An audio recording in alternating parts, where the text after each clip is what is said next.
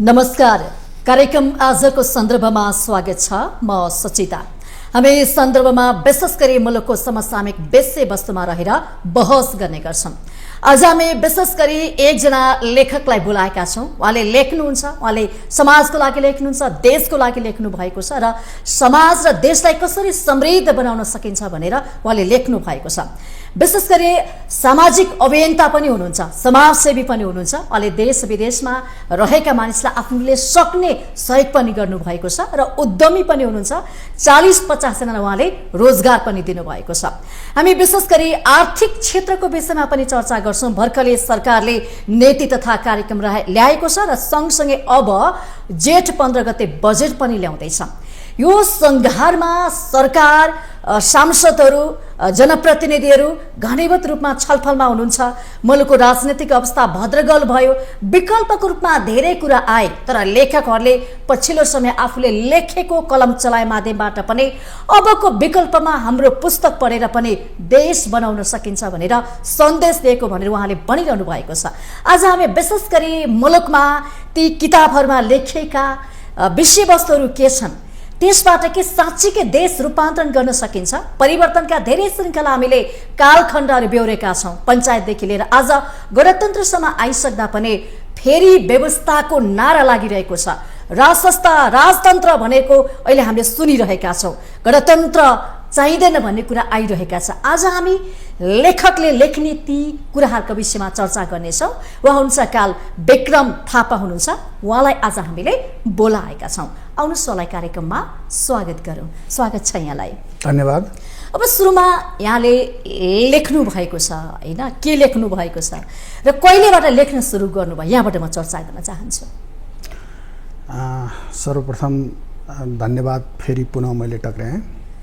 यो पुस्तक अमेरिकाको संक्षिप्त इतिहास र संविधान मैले विगत 10-11 वर्षदेखि जुटेर मैले लेखन कार्य मैले सकाएको हुँ र गएको असोज 3 गते संविधान दिवसको दिन पारेर मैले यो पुस्तकको चाहिँ लोकार्पण गरेँ। प्रज्ञामा लोकार्पण भएको थियो। अब यो किन लेखियो र चाहिँ कसको लागि लेखियो भन्ने चाहिँ सन्दर्भमा चाहिँ सुरुमा मैले यस पुस्तकको लेखन कार्य यस कारणले सुरु गरेँ कि नेपाली भाषामा अमेरिकाको इतिहास कतिको लेखिएको रहेछ भनेर मैले बजारमा चेक जाँच आदि इत्यादि गर्दै गर्दाखेरि अमेरिकाको इतिहासलाई नेपाली भाषामा लेखेर नेपाली समाजसम्म पुर्याइएको नदेखेकै कारणले पनि मैले यो लेख्न सुरु गरेको हुँ। एउटा कुरा। अर्को कुरो भनेको अमेरिकाको इतिहास सन् 1607बाट सुरु भएको इतिहास सन् 1776 मा आइपुग्दाखेरि त्यो देश राजतन्त्रबाट उन्मूलन भएर आफूले आफूलाई स्वतन्त्रता घोषणा गर्दै गर्दाखेरि हामी चाहिँ कहाँ थियौँ त्यसै समयमा र आजको समयसम्म आइपुग्दाखेरि हामी कहाँ छौँ। नेपालको उत्पत्ति र पृथ्वीनारायण शाहले चाहिँ एकीकरण गरेको समय र जर्ज वाशिङटनले चाहिँ यो 13वटा राज्यहरूबाट सुरुवात भएको देश हो यो हैन। ती 13वटा राज्यबाट चाहिँ सुरुवात भएको देशलाई एकीकरण गर्दै त्यसलाई चाहिँ संघीय ढाँचामा चाहिँ ढाल्दै त्यहाँबाट सुरुवात भएको देश आज विश्वको नम्बर 1 छ। हामी पनि त्यही बिन्दुबाट यात्रा गरेका हौं र हामी बल्ल 2072 मा आएपछि कम्तीमा नेपालीहरूले चुनेको संस्था संविधान सभाबाट एउटा संविधान जारी गर्न त सफल भयौं, तर त्यसका शासकीय स्वरूपहरूको विषयमा, अन्य न्यायपालिकाको विषयमा, कार्यपालिकाको विषयमा हामी 2072 पछाडि आइसक्दाखेरि पनि हामीले उही पुरानै के अरे बेलायतको संसदीय पद्धतिलाई हामीले पछ्यायौं। अमेरिकाले के गर्यो त भन्दाखेरि आजभन्दा 235 वर्ष अगाडि नै बेलायतको त्यस किसिमको संसदीय पद्धति काम लाग्दैन र चाहिँ हामी चाहिँ प्रत्यक्ष कार्यकारी राष्ट्रपतीय प्रणालीमा जानुपर्छ भनेर अँगालेका कारणले गर्दाखेरि आज ऊ विश्वको नम्बर 1 देश भएको छ भने मैले नेपालीहरूलाई पनि किन नचिनाउँ त भन्ने मेरो मुख्य उद्देश्य चाहिँ यही नै रह्यो। यस्तो कार्यकारी राष्ट्रपतिको प्रत्यक्ष त्यसमा पनि यहाँले चर्चा गर्नुभएको छ, त्यसमा पनि अमेरिकाले त्यो बाटो अवलम्बन गरिसकेपछि विश्वमा नम्बर 1 बन्यो भने नेपालको सन्दर्भमा त्यो सान्दर्भिक छ? तपाईले जुन अहिले उठाइरहनु भएको छ नि प्रसङ्ग, एकदमै राम्रो सन्दर्भ उठाउनु भयो। किनभने यो मैले दुवै देशको इतिहास पुस्तकमा नि यही छ, पुस्तकमा पनि छ, पुस्तकमा छ। दुईटा मेरो पुस्तकमा चाहिँ लेखकको कलमबाट चाहिँ इतिहासलाई मैले तोडमोड गर्न सकिनँ, जस्ताको तस्तै लेख्नु परिहाल्यो। तर मेरो लेखकको कलमबाट कुन उद्देश्यले लेखेको भन्ने विषय पनि मैले यहाँ प्रस्ट्याइदिएको छु हैन। त्यो विषय मैले प्रस्ट्याइदिएको छु। यस कारणले गर्दाखेरि हामी दुई देशको चाहिँ इतिहासलाई केलाउँदाखेरि तपाईले अमेरिकाको पुरानो म्याप हेर्नुभयो भनेदेखि नेपालको जस्तै लाम्चो आकारको छ, 13 वटा राज्यहरू थिए। अमेरिका उत्तरबाट दक्षिणतिर लामो भएर आएको थियो भने हाम्रो नेपाल चाहिँ पूर्वबाट पश्चिमतिर लामो भएर गएको छ। इतिहास केलाउँदाखेरि उसको पूर्वतिर एउटा विशाल समुद्र छ, हामीसँग समुद्र छैन। अमेरिका नेपाल उस्तै उस्तै उत्रै देखिन्थ्यो, लगभग क्षेत्रफलको हिसाब किताबले अलिकति केही तलमाथि होला हैन। तर त्यही आकारमा चाहिँ आएको एउटा त्यसलाई ठूलो विषयवस्तु बनाउन आवश्यक छैन। तर त्यो 13 वटा राज्यहरू जर्जियादेखि मेनसम्म जाँदाखेरि यतातिर तपाईको चाहिँ दक्षिणमा आयो भने जर्जिया हैन, उत्तरमा चाहिँ तपाईको चाहिँ मेन, बीचमा चाहिँ तपाईको चाहिँ रहेका चाहिँ प्रान्तहरुमा चाहिँ तपाईको कनेटिकट, न्यूयोर्क हैन, यी पुराना राज्यहरू हुन्। न्यूयोर्क, पेन्सिल्भेनिया हैन, उत्तरी क्यारोलिना, दक्षिणी क्यारोलिना, यी चाहिँ उहरुलाई चाहिँ एकीकृत गरेर ल्याउँदै गर्दाखेरि हामी पनि त 2200-2400 राज्यहरूलाई एकीकृत गर्दै थियौँ नि त, पृथ्वीनारायण शाहको नेतृत्वमा चाहिँ गठन भएको। अब फरक के रह्यो त यहाँनेरि भन्दाखेरि दृष्टिकोणको चाहिँ फरक यहीँनेर हो। यहीँनेर चाहिँ तपाईँ चाहिँ राजनैतिक प्रणालीले ठुलो भूमिका खेल्छ। त्यतिखेरको पृथ्वीनारायण शाहले एकीकरण गरिसकेपछिको एउटा दृश्य पहिलाबाट भनौँ हैन, त्यो दृश्य कस्तो रह्यो भने हामी सामन्तवादकै थिचोमिचोमा रहिराख्यौँ। सामन्तवाद भएर हामी अगाडि बढ्यौँ र त्यो क्रम 2007 सालसम्म रह्यो। जबकि त्यो समयसम्ममा अमेरिकाले आफ्नो गणतन्त्रको चाहिँ भरपूर चाहिँ प्रयोगहरू गर्दै गए। देश शासनमा नेपालमा कुन व्यवस्था थियो त त्यतिखेर? त्यो त्यस बेलामा त्यही त राणा शासनसम्म आइपुग्दाखेरि 2007 सालमा चाहिँ जब चाहिँ राणा शासन खत्तम भयो तब न हामीले यसो प्रजातन्त्र के हो हैन। प्रजातन्त्र पनि यस कारणले भनियो कि तपाईको चाहिँ नि जहाँ राजा हुन्छ त्यहाँ प्रजा हुन्छ, त्यस कारणले प्रजातन्त्र हो नि हैन। अहिले त तपाईको अहिलेलाई चाहिँ म लोकतन्त्र भन्न रुचाउँछु, किनभने यहाँ राजा छैन हैन, जनताद्वारा चुनिएका जनप्रतिनिधि छन्। अब त्यस किसिमको व्यवस्था नभइदिँदाखेरि त्यहाँ चाहिँ सुप्रिमेसी यानी कि चाहिँ कार्यकारी चाहिँ उसलाई चाहिँ चुन्नको लागि जनताले राजा त चुन्ने क्षमता राख्दैन।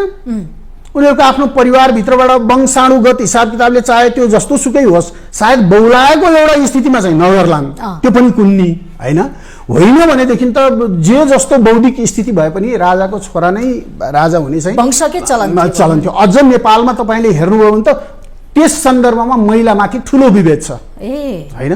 महिलालाई चाहिँ तपाईको चाहिँ नि मुख्तियारी दिएर बनाएको चाहिँ कुनै केही कतै भेटिए त फेरि राज संस्थाको पालामा महिला मन्त्री भएका यही टेबलमा बोल्नु भएको। मन्त्रीको कुरा गरिन मैले, राजा भएर नै जसरी बेलायतमा चाहिँ एलिजाबेथ द्वितीय थिइन्, नेपालमा त त्यस्तो भएको त मुख्तियारीहरुले चाहिँ नपाउने नै अब त्यो व्यवस्था देखियो। त्यतातिर हामी नजाउँ हैन। यो दुईटा सिनेरियोलाई चाहिँ चेक एन्ड ब्यालेन्स चेक गर्दाखेरि अमेरिका आजभन्दा 240 वर्ष गणतन्त्रमा प्रवेश गर्यो।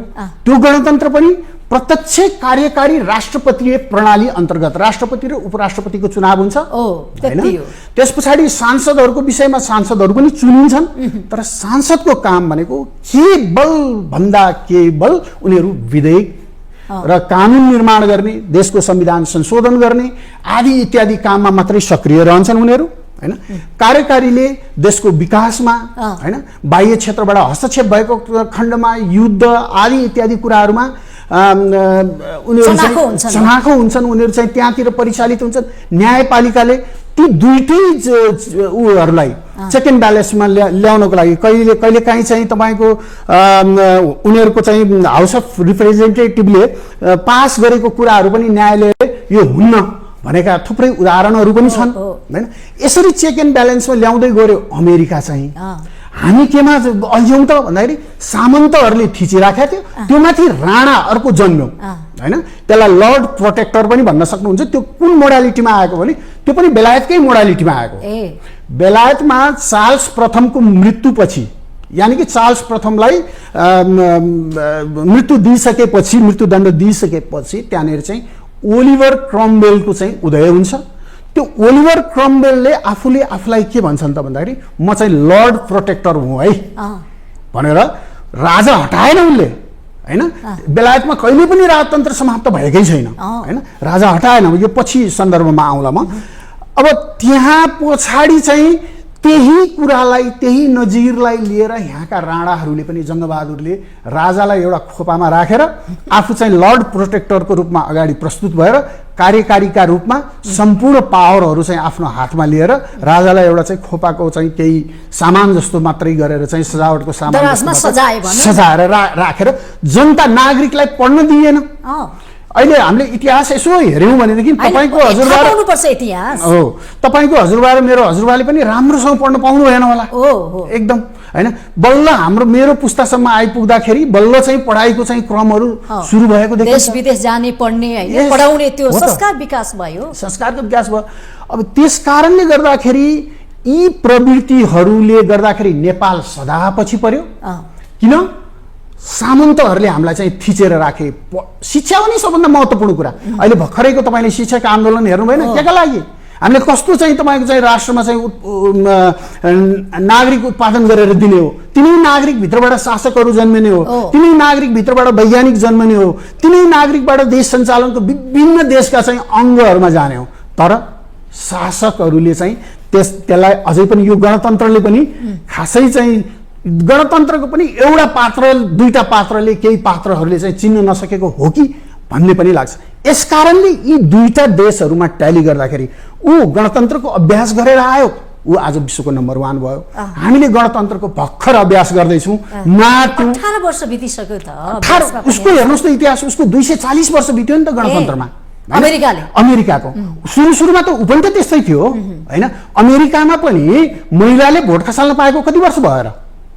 जम्मा जम्मी 105 वर्ष भयो। त्योभन्दा अगाडि महिलाले त्यहाँ पनि त भोट खसाल्न पाउँदैन थिए हैन। गणतन्त्रमा यस किसिमका अभ्यासहरू हुन्छन्, नराम्रा कुराहरू फालिन्छन्, राम्रा कुराहरू ल्याइन्छन् हैन। तर नेपालको गणतन्त्रमा त पुरै विरोध हुन थाल्यो नि त। हेर्नुहोस् त, अब विकल्पको रूपमा धेरै अरू व्यवस्था राज संस्था भन्न थालिसके, सडकमा आन्दोलन, नारा जुलुस, आक्रोशहरू देखिन थालेछन्। त्यो नकारात्मक बाटोले सोच्ने मान्छेहरूको एउटा चाहिँ सोच हो। अमेरिका यस्तो बन्यो, हाम्रो देश चाहिँ किन बनेन भन्नेहरू छन्। अनि म चाहिँ के भन्ने गर्छु भने अमेरिका त्यस्तो भयो गणतन्त्रका कारणले भयो, हाम्रो देश चाहिँ नि किन बनेन त भन्दाखेरि अहिलेसम्म पनि सामन्तहरूले चाहिँ कहिलेसम्म भन्दाखेरि 2062-63 को आन्दोलनभन्दा अगाडिको दिनसम्म पनि विभिन्न रूपका सामन्तहरूले हामीलाई चाहिँ थिचेर राखे।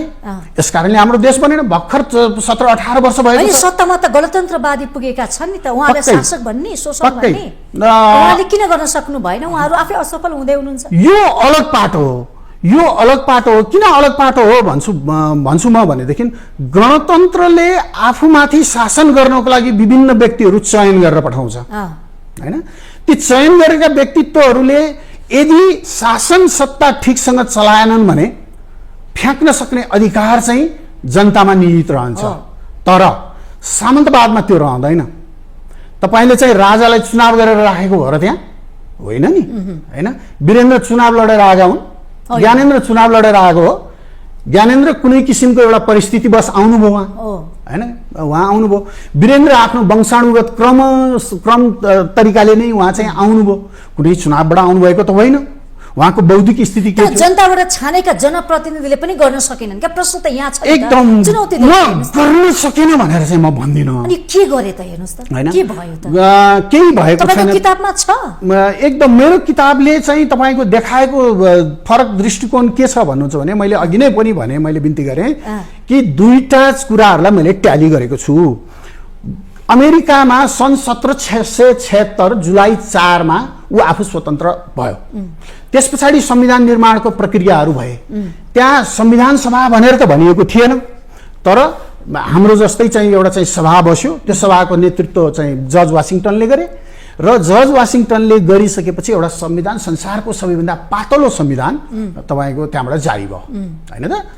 त्यो संविधान हेर्नुहोस्, हाम्रो संविधान हेर्नुभयो भने भयङ्कर मोटो छ है, तपाईँ हेर्न सक्नुहुन्छ।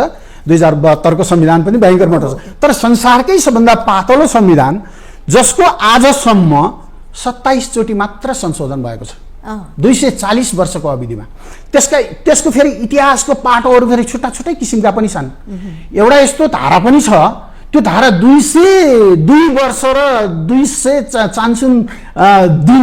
दिन पछाडि संशोधन भएका छन्। प्रस्ताव गरेको 200 वर्ष पछाडि पनि संशोधन भएर चाहिँ लागू भएका छन्, हैन? भनेपछि गणतन्त्रमा त्यो क्षमता राख्छ, गणतन्त्रले त्यो क्षमता राख्छ संशोधन गर्ने। किन? आफूलाई आवश्यक के पर्छ। तर हाम्रा संविधान त कार्यान्वयन भएनन् भन्ने छन्, चुनौतीका कुराहरू छन्। एकदम पक्कै अहिले निराश हुनुपर्ने कुनै आवश्यकता छैन। हामी कतिपय मान्छेहरू यो अमेरिकाको संक्षिप्त इतिहास र संविधान लेख्दै गर्दाखेरि पनि सामन्त के अरे चाहिँ त्यस्तो खालको देश, साम्राज्यवादी देश भनेर आरोप लगाउने गर्थे। म भन्ने गर्छु त्यो बिल्कुल उसको के हो नीति, त्यो हामी त्यहाँतिर नजाउँ। उसको जे नीति छ हामीलाई त्योसँग प्रब्लम छैन। हामीले के हेर्ने हो भन्दाखेरि त राज्य व्यवस्थाको चाहिँ सिस्टम कसरी चल्यो, देश विकासमा कसरी अगाडि जाने। सन् 1865 तिर अब्राहम लिङ्कन चाहिँ तपाईँ चाहिँ आउँदै गर्दाखेरि त्योभन्दा अगाडिको परिस्थितिमा त त्यहाँ पनि त दास प्रथाहरू थिए नि। अनि के भन्ने त तपाईँको भर्खर आएको गणतन्त्र, त्यतिखेर त्यहाँका नागरिकहरूले पनि त भने होला नि त, होइन? कि चाहिँ हेर्नुहोस् त गणतन्त्र आएको यत्रो वर्ष भयो, हामीलाई पहिला बेलायतकै राजाले हामीलाई शासन गर्थे, अहिले पनि छन् त्यहाँ चाहिँ राजतन्त्र फर्काउनु पर्छ। गणतन्त्र आयो 18 वर्ष भयो, होइन? त सोचेको अनुसारको त्यो प्रगति हुन सकेन भन्ने हो कि उपलब्धिका कुराहरू त छन्? सोचेको अनुसारको प्रगति हुन सकेन पनि म त्यस्तो भन्दिनँ। अहिले चुनिएर जो व्यक्तिहरू आइराख्नु भएको छ, नेपालीहरूले अनुहार चिन्दैछन्, बटाबट चिन्दैछन्। हेर्नुहोस्, तपाईँ कुनै समय यस्तो कालखण्ड आउँछ कि चाहिँ त्यहाँ चाहिँ सही मान्छे चुनिएर जान्छ। म यसको उदाहरण फेरि यही अमेरिकाको संक्षिप्त इतिहास र संविधानबाट म तपाईँलाई दिन चाहन्छु। सन् 1865 भन्दा अगाडि, अब्राहम लिङ्कन आउनुभन्दा अगाडिकै कुरा लिएर आउँ। त्योभन्दा अगाडि त्यहाँका नागरिकले, कतिपय नागरिकहरूले है, उत्तरी केरोलिना र दक्षिणी केरोलिनाको कुरा गर्दाखेरि दक्षिणी केरोलिनाका मान्छेहरू दास प्रथा राख्न चाहन्थे, उत्तरी केरोलिनाका मान्छेहरू दास प्रथा चाहिँ हुँदैन भन्ने खालका चाहिँ मान्छेहरू थिए। त्यहाँका मान्छेहरू के भन्ने गर्थे भन्दाखेरि बरु चाहिँ राजतन्त्र कालै भइदिएको भए हामीले चाहिँ राजालाई केही भनेर चाहिँ यो चाहिँ दास प्रथाहरू हटाउन सक्थ्यौँ होला, होइन? हामीलाई पनि राजतन्त्र चाहियो भनेर केही छिटपुट घटना त्यहाँ नभएका होइन, त्यहाँ पनि भए। 100 वर्ष पछाडिसम्म पनि त्यहाँ टोरी भन्ने दल थियो, TORY टोरी भन्ने दल थियो। त्यो बेलायतकै चाहिँ टोरी दलको एउटा चाहिँ शाखा जस्तो पनि थियो। त्यसले चाहिँ तपाईँको चाहिँ यहाँ राजतन्त्र चाहिँ रहनुपर्छ भन्ने पनि वकालत गर्यो त्यसले, होइन? त्यतिखेर उनीहरू के भन्थे भन्दाखेरि हेर त गणतन्त्र आएको यत्रो वर्ष भइसक्यो, एउटा दास प्रथा पनि हटाउन सकेका छैन भन्थे। हट्यो, कसरी हट्यो त भन्दाखेरि जनताले अब्राहम लिङ्कन जस्तो मान्छेलाई चुन्यो। त्यस कारणले मैले वकालत गर्ने गरेको हुँ कि प्रत्यक्ष कार्यकारी राष्ट्रपतीय प्रणाली चाहियो। त्यो सम्भावना छ मुलुकमा? अब गणतन्त्रमा गणतन्त्रको विकल्प उन्नत गणतन्त्र भएको कारणले गर्दाखेरि हामीले पनि विश्वभरिको चाहिँ इतिहासलाई निहालेर हेऱ्यौँ भने विश्वकै नम्बर 1 देशको चाहिँ शासकीय प्रणालीलाई अँगाल्नु पर्छ भन्छु म। अँगाल्नु पर्छ हामीले। अनि न हामी पनि चाहिँ विश्वको चाहिँ दोस्रो तेस्रो मुलुकका रूपमा हामी पनि खडा हुन सकौँला, हैन? यो पाराले, यो तरिकाले, यो गतिमतीले आउँछ? किन आउँदैन? पक्का आउँछ। किन आउँदैन? सबभन्दा पहिला तपाईँले चाहिँ गणतन्त्रमाथि विश्वास गर्नु पर्यो, जनताको मतमाथि विश्वास गर्नु पर्यो, जनतालाई मत हाल्न चाहिँ जाउँ लाग्ने चाहिँ वातावरण सिर्जना गर्नु पर्यो, हैन। भोलिको दिनमा अहिलेका शासकहरू जो छन् म तिनका नामहरू लिइरहन्न, म कुनै पार्टी अमुक पार्टीहरूले जसले शासन गरेका छन् ती शासन गर्नेहरूले राम्रा काम गरे भने फेरि पनि आउँछन्। यदि तपाईको चाहिँ ती शासन गर्नेहरूले नराम्रो काम गरे भनेदेखि जनताले फाल्छन्। त्यसरी एउटा कोही न कोही शासकहरू राम्रा शासकहरू आउँछन्। आएपछि यो संसारको चाहिँ नम्बर 1 व्यवस्था भएको उसलाई चाहिँ संविधान संशोधन गरेर भए पनि हामीले चाहिँ प्रत्यक्ष कार्यकारी राष्ट्रपतीय प्रणालीमा जानुपर्छ भनेर किताब पढ्ने गरेका छन् त नेपालमा पाठकहरू कतिको भेट्नुहुन्छ? तपाईले कार्यकारी राष्ट्रपतिको चर्चा गरिरहँदाखेरि यो सन्देश पुग्या छ? पक्कै बहस चाहिँ उठेको छ। किताब पढ्ने कुराहरूमा तपाईँ हामीमा पनि केही कमीहरू त आएका छन्। नेपालीहरूमा पढ्ने बानी अध्ययनशील नेपालीहरूमा भन्दा पनि अहिले विश्वमा आज नै चाहिँ तपाईँको चाहिँ त्यस्तो किसिमको चाहिँ आएका छन्। त्यसै कारणले गर्दाखेरि यसलाई यो किताबलाई मैले इलेक्ट्रोनिक मिडियामा पनि चाहिँ हालिदिने चाहिँ विचारको अहिले मेरो कामहरू भइराखेका पनि छन् हैन। त्यो तर्फ पनि जाउँला। तर विशेष गरेर चाहिँ अमेरिका जस्तो देशको मैले वकालत गरेँ भनेर यस पछाडि धेरै विरोधका स्वरहरू पनि आउन सक्ने सम्भावनाहरू छन्। मलाई त्योसँग सरोकार भएन। राम्रो कुरा गरिरहेको छ। हामी राम्रो कुरा गरिरहेका छौँ। यस हैन, कसरी विश्वका मान्छेहरूले रोजगार दिइरहेको छ।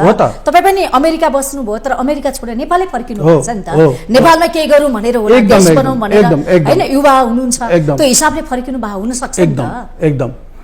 त्यस कारणले गर्दाखेरि यो कुरालाई चाहिँ हामीले चाहिँ ट्याली गरेर हेर्दाखेरि अमेरिकाको सिस्टम नै ठ्याक्कै ल्याउँ भन्न खोजेको छैन मैले। त्यहाँको चाहिँ तपाईँको चाहिँ नि अलिकता चाहिँ म चुनावी सिस्टम र त्यहाँको कार्यकारी सिस्टमको विषयमा थोरै म व्याख्या गरिदिन्छु। संसद जसलाई उनीहरूले हाउस अफ रिप्रेजेन्टेटिभ वा कङ्ग्रेस भन्ने गर्छन्, त्योभन्दा माथिल्लो अर्को एउटा संसद छ, सिनेट भन्छ त्यसलाई हैन। त्यहाँ अहिले 13वटा राज्यबाट सुरु भएको राज्य अहिले 50वटा राज्यमा चाहिँ राज्य बनिसकेको छ। त्यहाँ पछिल्लो राज्य चाहिँ हवाई हो, सबभन्दा पछिल्लो राज्य हवाई हो। 1960 चाहिँ अमेरिकाको नियन्त्रणमा आएको के जसै गरी आयो नियन्त्रणमा हैन। त्योभन्दा अगाडिको अलास्का हो 49 हैन। भनेपछि त्यो आउँदै गर्दाखेरि र हालको परिस्थितिसम्म तपाईँले चाहिँ यसो हेर्दै जानुहोस्, त्यहाँ चाहिँ शासकहरू चुनिएर जान्छन् हैन। प्रत्यक्ष कार्यकारी राष्ट्रपति 4-4 वर्षमा चुनिन्छ। त्यहाँको त्योभन्दा चाहिँ तपाईँको चाहिँ यतापट्टि संसद 2-2 वर्षमा चुनिन्छ अनि सिनेट 6-6 वर्ष। भ्रष्टाचारका कुराहरू हैन, विकृति कुरा, कमिसनका कुराहरू आउँछ कि आउँदैन? आउँछ। भ्रष्टाचारहरू लाग्छ कि लाग्छ? भ्रष्टाचारहरू सबै देशमा छ। अमेरिका पनि अछुतो छ भन्ने मलाई लाग्दैन। तर उनीहरूको मेकानिजम, उनीहरूको सिस्टम, त्यो संवैधानिक व्यवस्था, त्यहाँ संवैधानिक व्यवस्थाले बनाएका कानुनहरू यति पर्याप्त छन् कि केही गरी कसैले चाहिँ भ्रष्टाचार गरिहाल्यो भनेदेखि त्यो कानुनको दायरामा आउन सक्छ। यसको सबभन्दा लुकाउन सकिन्न नि। यसको सबैभन्दा मुख्य उदाहरण भनेको निक्सनको पालामा हैन। निक्सनले वाटरगेट काण्ड चाहिँ जब चाहिँ मच्चाए त्यस पछाडि तपाईँ चाहिँ राजीनामा दिन बाध्य हुनु पर्यो। त्यत्रो शक्तिशाली चाहिँ राष्ट्रपतिले चाहिँ राजीनामा दिन बाध्य हुनु पर्यो। होइन भने उनीहरूले के गर्थे? इम्पिचमेन्ट दिन्थे, हटाइदिन्थे उनीहरूले हैन। त्यस कारणले गर्दाखेरि यो 2, 4 र 6 को प्रणाली छ त्यहाँ है। एउटा सिनेट भन्ने चाहिँ राज्य शून्यताको अवस्थामा नाओस् भन्नका लागि पनि चाहिँ 6-6 वर्षमा चाहिँ राखिएको। तपाईँले अमेरिकाको चर्चा गरिरहँदाखेरि विकासको मोडलमा हैन, चुनावको मोडलमा हाम्रो यो मोडल ठिक छैन? अहिले संसदीय चुनावको कुराहरू हैन, सांसद छ, राष्ट्रपति हुनुहुन्छ, सरकार छ, मन्त्रीहरू छन्, विभागहरू छ, मन्त्रालयहरू छन्, यो ठिक छैन यो प्रक्रियामा? हेर्नुहोस्, यो प्रक्रियामा सबैभन्दा बेठिक कुरा भनेको के हो भने अमेरिकामा सांसदहरू मन्त्री हुन पाउँदैनन्। हामी कहाँ के हुन्छ? सांसद बन्ने सबभन्दा पहिला सांसद बन्नलाई प्रशस्त खर्च गर्ने, त्यो प्रशस्त खर्च गरेपछि मन्त्री हुनको लागि विभिन्न चाहिँ पावर सेन्टरहरूमा धाउने, त्यस पछाडि मन्त्री हुने। मन्त्री भएपछि अब गर्ने के त? पछाडि खर्च भएको त तपाईँको चाहिँ उठाउनु पर्यो हैन। भ्रष्टाचार यसरी मोलाउँछ सांसदहरूको मार्फत। तर अमेरिकामा के हुन्छ? सांसदहरू कतै मन्त्री हुन जाँदैनन् हैन। उनीहरूले बसेर खालि चाहिँ देशको ऐन कानुन बनाउने भूमिकाहरू मात्रै उनीहरूले निर्वाह गर्छन्। सिनेटको काम त्यस्तै खालको काम छ। कुन अदालतमा कुन न्यायाधीशहरू समयमा विकास हुन्छ हैन, समयमा विकास हुन्छ, प्रगति हुन्छ, एकदम परिणाम आउने गरी उनीहरूले काम गर्नुहुन्छ। एकदम देखिएको छ। नेपालमा हेर्नुस् त किन हुन सकेको छैन? सबभन्दा पहिला म भन्छु तपाईको जरा नै राम्रो हुनु पर्यो। जरा भनेको संविधान नै हो भन्ने लाग्छ मलाई हैन। रुट अफ नेसन हैन। त्यो यदि चाहिँ त्यसमा किरा लाग्यो, त्यसमा धमिरा भयो अथवा त्यसमा कुनै पानीको कमी कमजोरी भयो, म चाहिँ त्यस्तो किरा लागेको धमिरा लागेको देख्दिनँ। त्यहाँनिर के देख्छु भन्दाखेरि पानीको कमी छ त्यहाँ। त्यो पानीको कमी भनेको शासकीय प्रणाली हैन, शासकीय प्रणाली शासन गर्न जाने मान्छेहरू सांसद बन्नको लागि थुप्रो खर्च गर्ने। किन खर्च गर्ने त भन्दा त्यहाँ गएर कमाइ हुन्छ भन्ने थाहा छ नि त। त्यहाँ गएर चाकडी साकडी बजाएर चाहिँ मन्त्री हुन पाइन्छ, मन्त्री हुनु पाएपछि चाहिँ कुम्ल्याउन पाइन्छ भन्ने एउटा चाहिँ प्रवृत्ति छ। त्यो प्रवृत्तिलाई चाहिँ निरुत्साहित गर्नका लागि सांसदहरू किताबले त झटारो हानेको छ एकदमै चाहिँ त्यहाँ भित्र एउटा राजनीति त्यसमा पनि प्रवृत्ति हैन, एकदम त्यसमा चाहिँ मेरो किताबले झटारो हानेको भन्दा पनि उनीहरूको संविधानलाई मैले तोडमोड गर्न त सक्दिनँ। मैले जस्ताको तस्तै मैले व्याख्या गरेको छु। मैले यसमा संविधानको पूर्ण रूपमा यो कारणले गर्दाखेरि उनीहरूको व्यवस्था ठिक छ भन्ने चाहिँ मैले चाहिँ त्यो मसला मैले यसमा पस्किदिएको छु हैन। भनेपछि सबभन्दा पहिला राज्य सञ्चालनको चाहिँ अङ्गहरू ठिक हुनु पर्यो। अब हेर्नुहोस् है, किताब चाहिँ किन लेख्नु भएको खासमा, यसको उद्देश्य? यसको उद्देश्य म 10-11 वर्ष अगाडिदेखि राम्रो प्रश्न सोध्नुभयो, बिर्सेला भन्ने बडो डर पनि थियो है। योभन्दा अगाडि मैले 10-11 वर्ष अगाडिदेखि पुस्तक लेखिराखेका थिएँ। सन् 2018 मा डाक्टर बाबुराम भट्टराई हाम्रो पूर्व प्रधानमन्त्री उहाँ चाहिँ अमेरिका जानुभएको थियो। अमेरिका जाँदै गर्दाखेरि त्यहाँ एक किसिमको उहाँप्रति विरोध भयो हैन, विरोध भयो। अनि मैले सोचेँ ओहो उहाँहरूले त यो जर्ज वाशिङटनको इतिहास त पढ्नै भए रहेछ, अब चाहिँ छिटो लेख्नु पर्यो भन्ने हिसाब किताबले धेरै चाँडोभन्दा चाँडो चाहिँ मेहनत गरेर चाहिँ यो पुस्तक चाहिँ मैले चाहिँ बजारमा लिएर आएँ। किनभने जर्ज वाशिङटनले लडाइँ लड्दै गर्दाखेरि त्यहाँ कति रगत बगेका थिए त। कुनै पनि स्वतन्त्रता त्यहाँको चाहिँ शासकहरूले सामन्तहरूले त्यत्तिकै हस्तान्तरण ला भनेर दिएको इतिहास त कहीँ पनि देखिँदैन। फ्रान्सेली इतिहास हेर्नुहोस् हैन, फ्रान्सेली राज्य क्रान्तिको इतिहास हेर्नुहोस्, नेपालको इतिहास 17,000 अहिले पनि त कति कस्तो अवस्था छ नि हैन। अहिले अब गणतन्त्र आएपछि पनि मान्छे नमारिने आदि इत्यादि भनेको छ होइन, फटाफुट भएका छन् घटनाहरू। अस्ति भर्खरै मात्र राप्रपाको हेर्नुहोस् त, चैत्र 15 गते 2 जना मान्छे शहीद भए, पत्रकारको ज्यान गयो। असाध्यै दुःख लागेको छ। अब त्यो त्यस्ता किसिमका घटनाहरू त्यो मान्छेलाई चाहिँ यस्ता यी गलत इतिहास नपढाएको कारणले हो कि यो सबै भएको। राज्यभित्र सबैभन्दा पहिला छिरिसकेपछि सबैभन्दा पहिला चाहिँ के अरे शिक्षा प्रणालीमा सुधार ल्याउनु पर्थ्यो। बुझ्नु भएन त? शिक्षा प्रणालीमा कतै ध्यान दिएन। हेर्नुहोस् न, अस्ति भर्खरको चाहिँ तपाईँको चाहिँ आन्दोलन, शिक्षकहरूको आन्दोलन, 29 दिने जुन आन्दोलन छ, शिक्षाको लागि चाहिँ तपाईँको चाहिँ संविधानले व्यवस्था गरे पनि अहिलेसम्म ऐनै बनाएको छैन। अनि तपाईँको चाहिँ नयाँ आउने जेनेरेसनले पञ्चायत काल कस्तो थियो, बौद्धल काल कस्तो थियो। डाक्टर बाबुराम भट्टराई तपाईँले सम्झिँदै हुनुहुन्थ्यो। हो डाक्टर बाबुराम भट्टराई। त्यस पछाडि चाहिँ उहाँलाई चाहिँ त्यो भनिसकेपछि नै मैले चाहिँ यो किताबलाई चाहिँ नेपालीहरूको माझमा पनि यो मैले जर्ज वाशिङटनले के गरेका थिए हैन, हाम्रो यहाँ पनि भएको चाहिँ आन्दोलनहरूमा कति मरे भन्ने कुराहरूको ट्याली हुनुपर्छ भन्ने लाग्यो र मैले यो किताब मैले लेखेँ र भट्टराईजीसँग पनि भेटेर मैले यो विषयमा कुराकानी गरेको थिएँ। तपाईँको किताबप्रति चाहिँ कस्तो प्रतिक्रिया आइरहेका छन्? मुलुकका राजनैतिक दलहरूले के भन्छन्? अब मेरो पहिला त 1-2 जना ठुलै नेताहरूले नै चाहिँ तैँले चाहिँ एउटा चाहिँ साम्राज्यवादी मुलुकको चाहिँ के किताब किन लेखिस् भन्ने नै थियो। जब मैले उहाँलाई बुझाएँ उसको राज्य व्यवस्थामा आइसकेपछि कस्तो नीति लिने हो, हाम्रो पनि तपाईँको चाहिँ नि राज्य व्यवस्थामा गइसकेपछि जब चाहिँ कोही शासक बन्छ उसले कुन देशसँग लडाइँ गर्ने, कुन देशसँग मित्रता कायम गर्ने, कुन देशलाई चाहिँ कस्तो गर्ने, कहाँ आक्रमण गर्ने अथवा नगर्ने भन्ने विषय लिने त त्यो शासकको काम भयो नि त हैन। हामी त्यतातिर गएर चाहिँ अल्झिरहनु पर्ने अवस्था त छैन हामीलाई हैन। त उहाँहरूको प्रतिक्रिया त्यस्तो हुँदै पनि मैले उहाँहरूलाई सम्झाउन सकेँ, मैले बुझाउन सकेँ। त्यस पछाडि केही ठुलै नेताहरूले चाहिँ मेरो यो पुस्तक आएपछिको केही समय पछाडि नै प्रत्यक्ष कार्यकारी राष्ट्रपतिको चाहिँ लबिङ गरेको मैले प्रत्यक्ष रूपमा देखिराखेको छु। खुसी लागेको छ। अब यो चाहिँ घनीभूत होस्, यो प्रभाव परेको छ एकदम।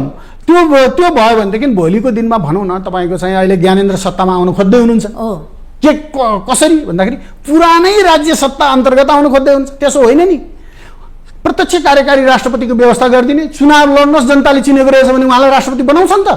केही समयावधिको लागि अवसर पाए, एकदम ठाउँ पाए, आउन कसैलाई प्रतिबन्ध लगाइयो भने त्यो प्रतिबन्धात्मक वाक्यांशले चाहिँ एउटा अर्कै किसिमको चाहिँ एउटा चाहिँ क्रान्ति अथवा प्रतिक्रान्ति जन्माउन सक्छ।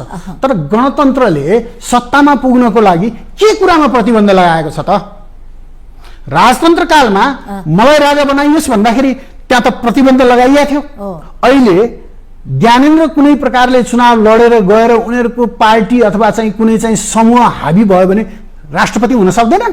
अब विकासको मोडल भनेको चाहिँ हैन प्रत्यक्ष कार्यकारी राष्ट्रपति नै हो आजको आवश्यकता। यो मोडलबाट चाहिँ हामी गयौं भने हामीले यो ल्याएको व्यवस्थाको सार्थक हुन्छ, संकल्प पूरा हुन्छ हैन। एकदम प्रत्यक्ष कार्यकारी राष्ट्रपतिमा हामी जानुपर्छ। त्यसो गर्यौं भनेदेखि शासन पनि स्थिर रहन्छ। हेर्नुस् है, संसदीय प्रणालीमा तपाईले हेर्नुस् 2046 साल पछाडि पञ्चायत कालको त कुरा छोड्दिउँ, त्यो एकतन्त्रीय शासन थियो हैन।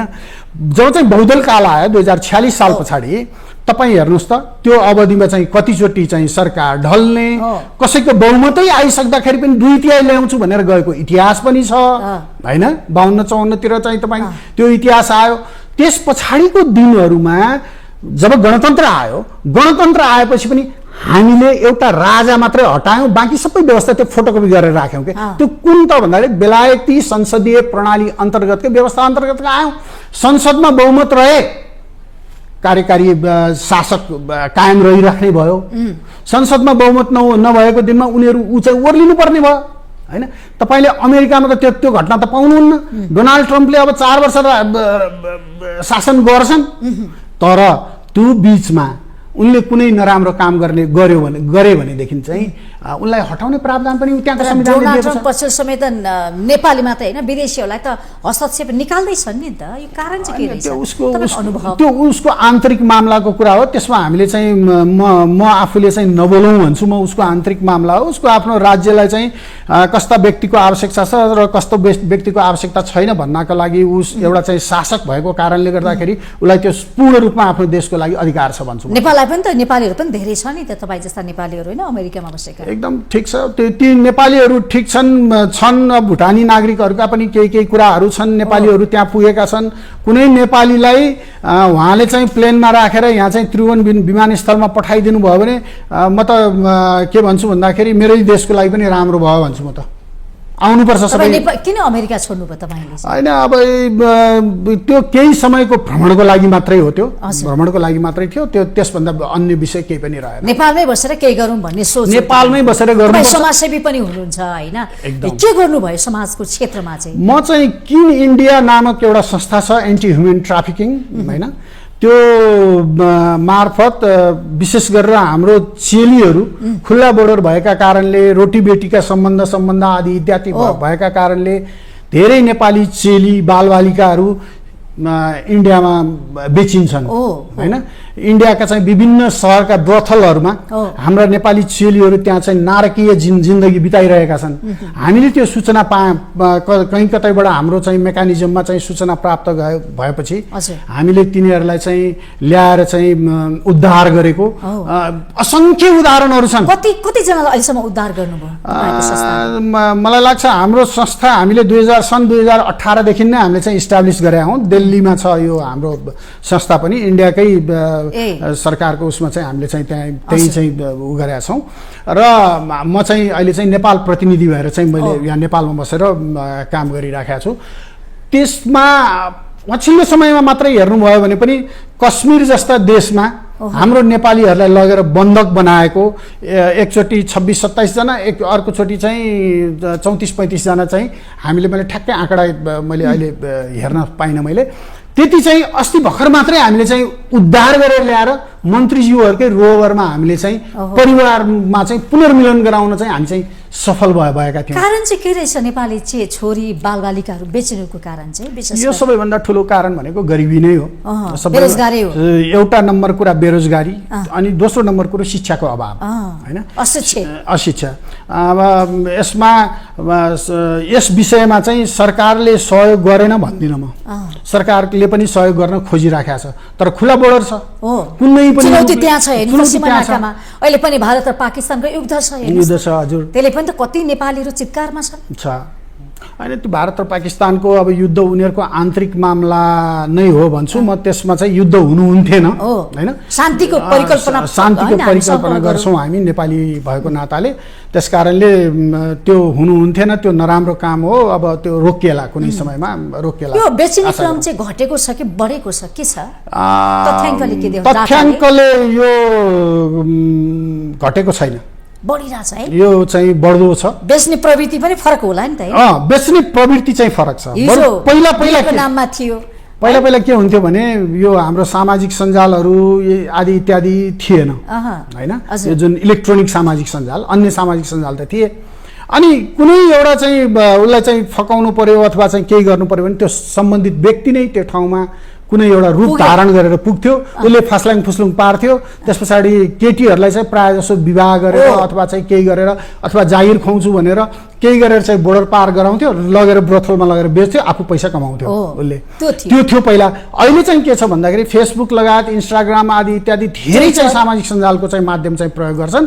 त्यसैमा कुराले चाहिँ फसाएर एकैचोटि उसले इन्भल्भमेन्ट नै नभइकन एकैचोटि कुन ठाउँमा बोलाउँछ, लगेर बेचिसकेको पनि त्यो चाहिँ पीडितले चाहिँ थाहा नपाएको चाहिँ परिस्थितिहरू धेरै छ। त्यो घटना छ, एकदम धेरै छ। हामीलाई नेपाली राजदूतावासले धेरै राम्रो चाहिँ सहयोग गर्छ। अझ यति भनौँ कि नेपाली राजदूतावासमा त्यस किसिमको कुनै केस आयो भने गुहार्ने हाम्रै संस्थालाई होला भन्ने मलाई लाग्छ। तपाईँहरू सक्रिय रूपमा चाहिँ कसरी चेलीहरूलाई जोगाउने बचाउने भनेर लागिपर्नु, समाजको एउटा ठुलो योगदान हो नि त। एकदम हामी त्यसमा त यति चाहिँ लागिरहेका छौँ। अहिले भर्खरै पनि हामीले 2-3 जना महिला दिदीबहिनीहरूलाई हामीले बचाउन सफल भएका छौँ।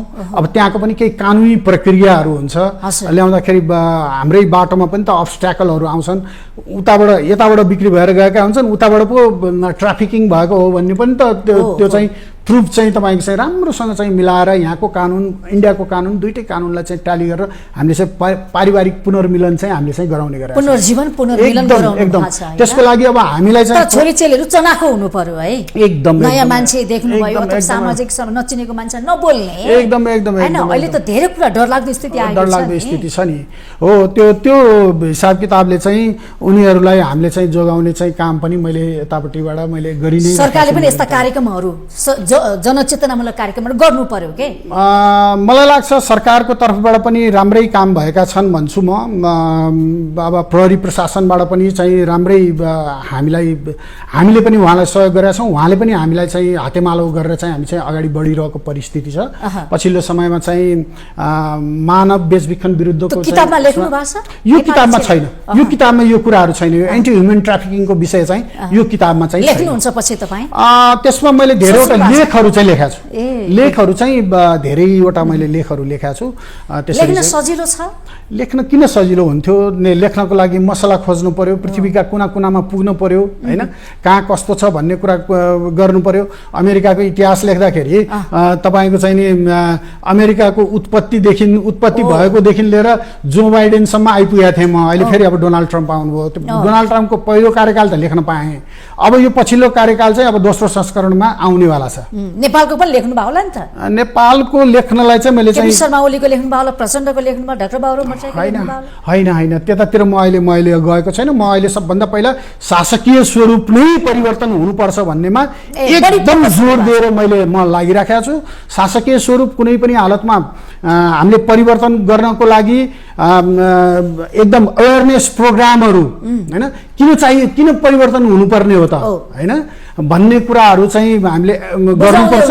एकदम म बुझाउँदैछु। ठाउँमा कक्षाहरू लिँदै हिँडेको छु भौतिक रूपमा। कसैले चिनुन् नचिनुन्, मलाई मेरो अनुहार चिनुन् नचिनुनसँग मलाई फिटिक्कै मलाई मतलब छैन। तर म ठाउँमा गएर चाहिँ यस किसिमका अवेरनेस प्रोग्रामहरू एक्लै लागि परेको छु।